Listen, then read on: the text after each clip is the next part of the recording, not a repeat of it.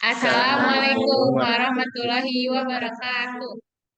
Kami dari kelompok 3 ingin mempresentasikan tentang kromatografi kertas. Materi ini disusun oleh yang pertama ada, Saya Maya Maharani dengan NIM 2219-834. kemudian ada saya Zaki Supratama dengan NIM 2219067.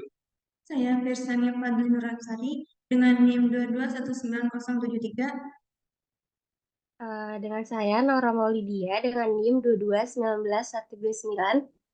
Saya Niputu Gaita NIM 2219133. Saya Safilarin Adrian dengan NIM 2219164. Jadi, kromatografi merupakan proses pemisahan berdasarkan perbedaan afinitas suatu komponen terhadap fase diam dan fase gerak yang digunakan untuk memisahkan campuran dari substansi menjadi komponen-komponen. Pada kromatografi kertas, pemisahan terjadi karena elusi pada fase gerak yang membawa sampel dalam fase diam, yaitu kertas. Prinsip kromatografi kertas adalah adanya pemisahan substansi material antara dua fase, yaitu fase diam dan fase gerak. Bila sampel lebih polar ke fase gerak, maka akan terikut elusi. Komponen sampel campuran terpisah karena perbedaan afinitas terhadap air daripada fase diam. Nah, yang selanjutnya ada cara kerja kromatografi kertas. Nah, yang pertama itu kita harus mempersiapkan plat kromatografi kertasnya. Nah, itu tuh harus diberi tanda pada batas ujung bawah sekitar 1,5 cm dan bagian atas sekitar 0,5 cm. Yang kedua adalah menyiapkan bejana KLT atau menyiapkan chamber. Nah, itu tuh bejana tuh diisi dengan fase gerak atau RWN kurang lebih 2,5 cm dari permukaan chamber. Yang ketiga itu si plat KLT-nya itu ditotolin sama sampel. Nah, diameternya itu sekitar 0,5 mm. Kemudian dimasukkan plat KLT-nya itu ke dalam chamber dan ditunggu selama 5 menit. Kemudian itu dikeringkan, angkat plat KLT setelah setelah LWN mencapai garis batasnya. Kemudian dikeringkan menggunakan air dryer. Udah itu diidentifikasi warna apa aja yang terpisah. Nah, di situ tuh ada dua cara, ada cara langsung dan tidak langsung. Cara langsungnya itu bisa langsung dilihat dengan mata. Kalau yang tidak langsungnya itu bisa menggunakan sinar UV, terus bisa menggunakan reagen atau reaksi yang di spray. Dan yang ketujuh itu dihitung nilai RF-nya.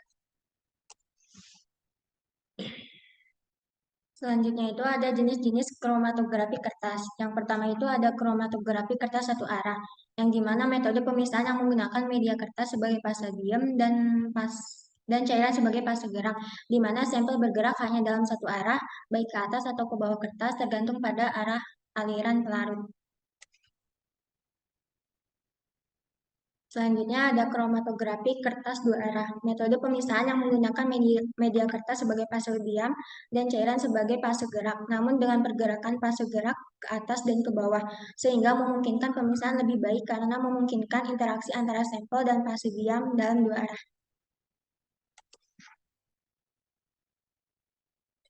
Kemudian ada pengukuran kromatografi kertas. Hasil pemisahan dianalisa berdasarkan nilai faktor eh, nilai faktor RF pada masing-masing noda atau bercak yang dihasilkan pada pelarut yang sama apabila diperoleh jarak noda yang sama dengan sampel standar. Berarti sampel yang dianalisis sama dengan sampel yang dianalisis. Berarti sampel yang dianalisis sama dengan sampel standar. Menghitung nilai RF dilakukan dengan cara membagi jarak yang ditempuh zat pelarut dengan jarak yang ditempuh pelarut. Mengidentifikasi noda dalam kertas menggunakan RF yang didefinisikan sebagai RF sama dengan jarak yang digerakkan oleh senyawa dibagi jarak yang digerakkan oleh pelarut. Selanjutnya ada faktor-faktor yang mempengaruhi pemisahan senyawa dalam kromatografi kertas, yaitu yang pertama ada kelarutan. di mana partisi molekul zat terlarut antara fase cair diam dan cairan pengembang atau fase gerak terjadi karena perbedaan kelarutan di zat terlarut pada kedua fase tersebut. Yang kedua ada polaritas, di mana partisi molekul zat terlarut antara fase cair diam dan cair pengembang terjadi karena perbedaan polaritas antara kedua larut tersebut. Prinsipnya itu like dissolve like, sesuai suatu pelarut akan cenderung melarutkan senyawa yang mempunyai tingkat polaran yang sama. Yang ketiga ada suhu, di mana perubahan suhu itu berpengaruh terhadap nilai RF, karena perubahan suhu akan menyebabkan terjadinya perubahan koefisien partisi dan kecepatan aliran. Yang terakhir ada Wettman, di mana pori-pori dan ketebalan kertas akan mempengaruhi perambatan sehingga berpengaruh terhadap nilai RF. Selanjutnya ada kegunaan kromatografi kertas.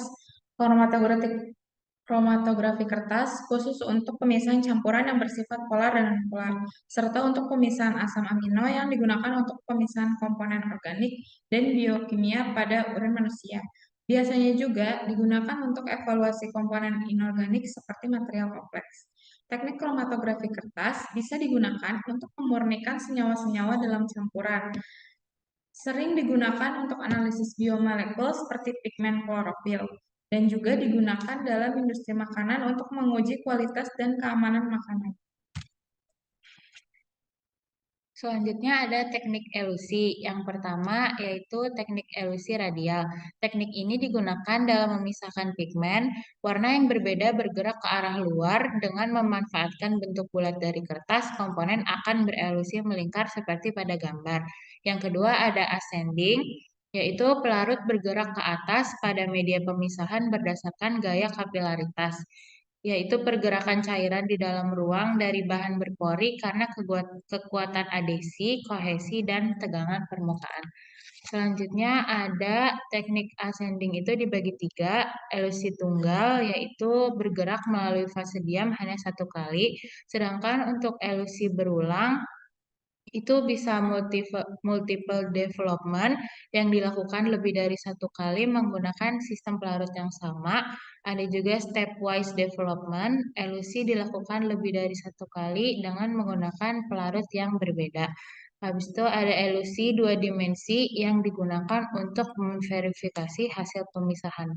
Yang ketiga ada descending, yaitu pelarut bergerak ke bawah media pemisahan berdasarkan gaya gravitasi.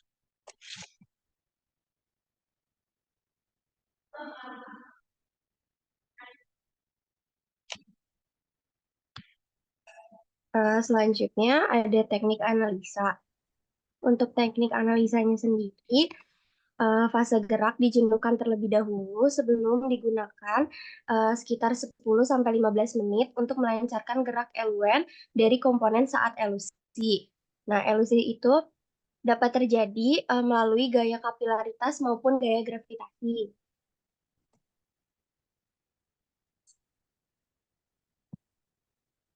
Untuk visualisasi atau deteksi spot, ada dua cara, ada metode umum sama metode spesifik.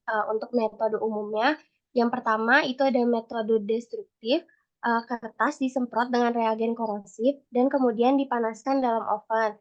Jika terdapat senyawa organik, akan terlihat spot seperti hangus, contohnya anisaldehida atau vanilin. Yang kedua ada metode non-destruktif.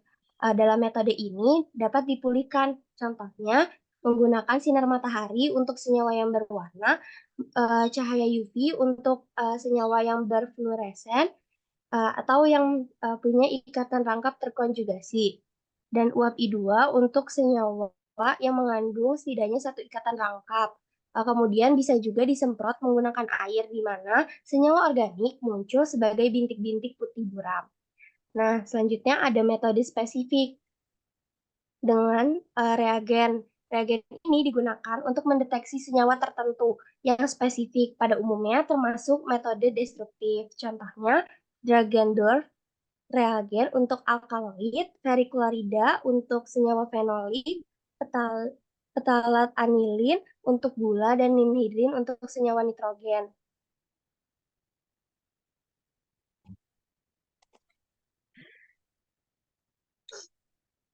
Selanjutnya, detailing pada kromatografi kertas. Dalam beberapa kasus, didapatkan spot seperti ekor atau komet seolah tumpang tindih. Hal ini disebabkan yang pertama, adanya karakter ion bersifat asam dan basa. Namun ketika dielusi dapat dalam kondisi netral. Solusinya menambahkan asam atau basa pada LUM.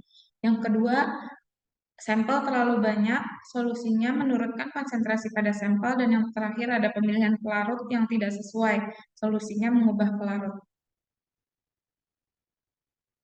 Selanjutnya itu ada aplikasi kromatografi kertas. Kromatografi kertas ini dapat diaplikasikan pada beberapa identifikasi. Yang pertama itu ada identifikasi dan pemisahan pigmen atau pewarna alami dan sintetik. Yang kedua itu identifikasi kation anorganik. Yang ketiga itu identifikasi dan pemisahan senyawa aktif ekstrak tanaman seperti senyawa alkaloid, senyawa fenolik. Yang keempat itu ada identifikasi dan pemisahan asam amino. Untuk kelebihan dan kekurangan kromatografi kertas. Kelebihan kromatografi kertas itu, yang pertama itu tidak diperlukan peralatan yang mahal. Yang kedua itu hasil yang baik dapat diperoleh dengan peralatan yang sangat sederhana. Yang ketiga itu senyawa yang terpisah dapat dideteksi pada kertas dan diduplikasi. Yang kekurangan kromatografi kertas, yang pertama itu membutuhkan waktu yang lama. Yang kedua itu keterbatasan parameter uji.